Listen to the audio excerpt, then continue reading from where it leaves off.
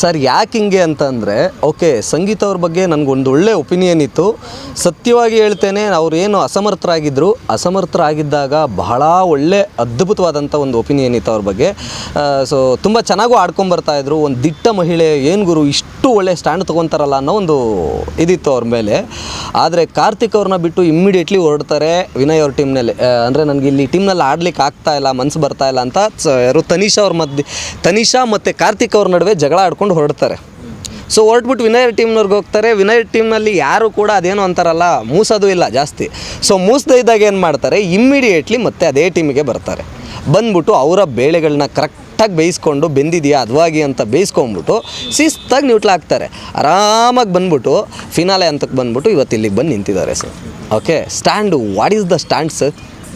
ಹಾಂ, ಯಾರು ಮಹಿಳೆಯರೇ ಇಲ್ವಾ ಹಂಗಾದ್ರೆ ಎಲ್ಲ ಗಂಡು ಮಕ್ಳುಗಳೂ ಮಹಿಳೆಯರಿಗೆ ಅಪಪ್ರಚಾರ ಮಾಡ್ತಕ್ಕಂಥ ಕೆಲಸನೇ ಮಾಡ್ತಾರಾ? ಅಥವಾ ಎಲ್ಲ ಏನು ಗಂಡು ಮಕ್ಳುಗಳು ಕೂಡ ಹೆಣ್ಮಕ್ಳುಗಳಿಗೆ ಬೇರೆ ಥರದಲ್ಲೇ ಪೋರ್ಟ್ರೇಟ್ ಮಾಡಿ ತೋರಿಸ್ತಾರಾ?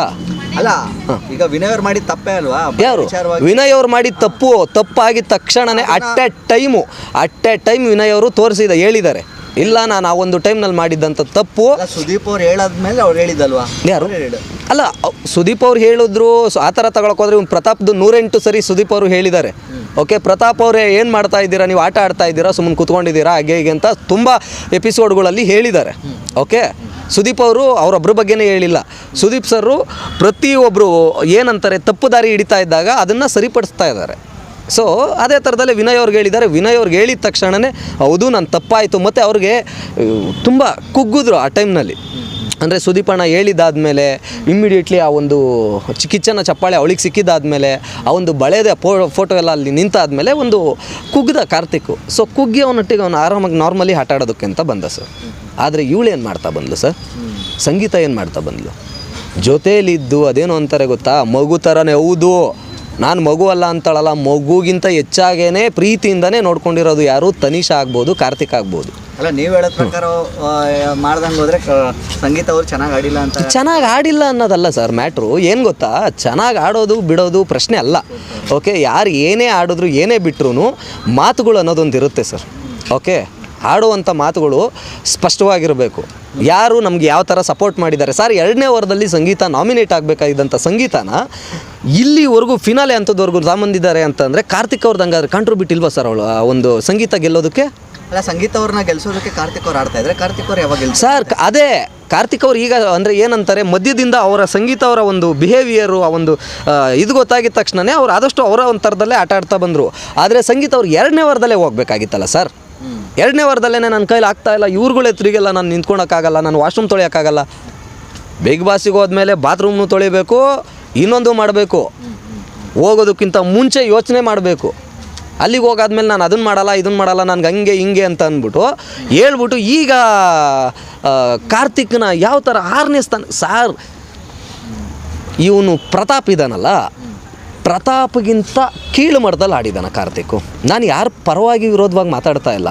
ನಾನು ಬಿಗ್ ಬಾಸ್ನ ಡೇ 1ನಿಂದ ನೋಡ್ತಾ ಇದ್ದೀನಿ ಸರ್. ಡೇ 1ನಿಂದ ನೋಡ್ಕೊಂಬರ್ತಾ ಇರೋ ನನಗೆ ನಾನು ನೋಡಿದ್ದೀನಿ, ಪ್ರತಾಪ್ಗಿಂತ ಕಳಪೆ ಆಟ ಕೊಟ್ಟಿದ್ದಾನೆ ಸರ್. ಪ್ರತಾಪ್ ಅವ್ರು ಯಾವ ರೀತಿ ಕಳಪೆ ಆಟ ಆಡಿದ್ದಾರೆ? ಎಲ್ಲ ರೀತಿಲೂ ಕಳಪೆ ಆಟ ಆಡಿದ್ದಾನೆ ಸರ್.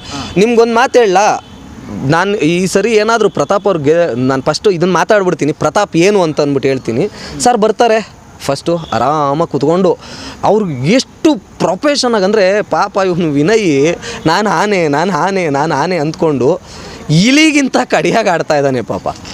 ಪ್ರತಾಪ ನಾನು ಆನೆನೂ ಅಲ್ಲ, ಇಲಿನೂ ಅಲ್ಲ, ಹೆಗಣನೂ ಅಲ್ಲ ಅಂದ್ಕೊಂಡು ಸುಮ್ಮನೆ ಸೈಲೆಂಟಾಗಿ ಎಲ್ಲ ಒಂದು ಬಿಲ್ದಲ್ಲಿ ಇದ್ದವನು ಈ ರಾತ್ರಿ ಹೊತ್ತಿನಲ್ಲಿ ಈ ಹೆಗಣಗಳು ಇರ್ತಾವಲ್ಲ ಸರ್, ಈ ಹೆಗಣಗಳು ಏನು ಮಾಡ್ತವೆ ಅಂದರೆ ರಾತ್ರಿ ಹೊತ್ತಿನಲ್ಲಿ ಆಹಾರನ ತಗೊಳ್ಳೋದಕ್ಕೆ ಅಂತ ರಾತ್ರಿ ಹೊತ್ತು ಬರ್ತವೆ. ಸೊ ಈ ಪ್ರತಾಪನೂ ಕೂಡ ಹಂಗೆ ಬರೋದಕ್ಕೆ ಸ್ಟಾರ್ಟ್ ಮಾಡ್ದ.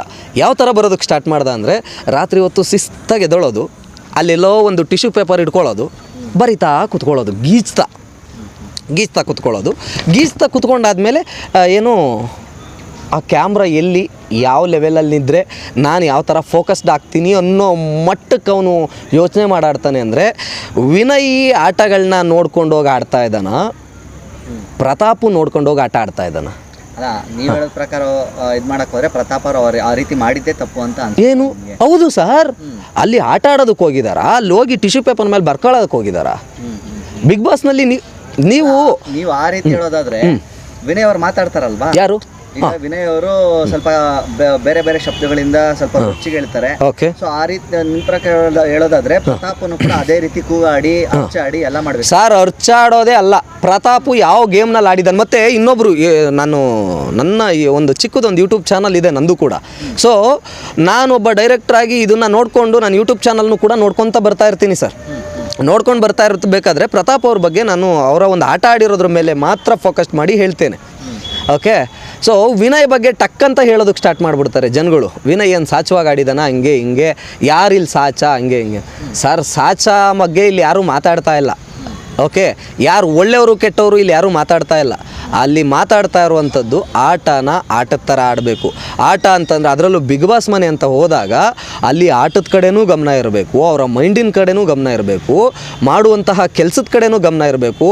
ಇದೇ ಪ್ರತಾಪ್ ಅವರು ಫಸ್ಟ್ ಡೇ ಒಂದಿಂದನ ಯಾವುದೇ ರೀತಿ ಕೆಲಸ ನನಗೆ ಅದು ಬರಲ್ಲ, ಇದು ಬರಲ್ಲ, ಹಂಗೆ ಮಾಡಲ್ಲ, ಹಿಂಗೆ ಮಾಡಲ್ಲ, ನಾನು ಆ ಥರ ಈ ಥರ ಅಂದ್ಕೊಂಡೇ ಬರೋವಂಥ ಪ್ರತಾಪ್ ಅವರು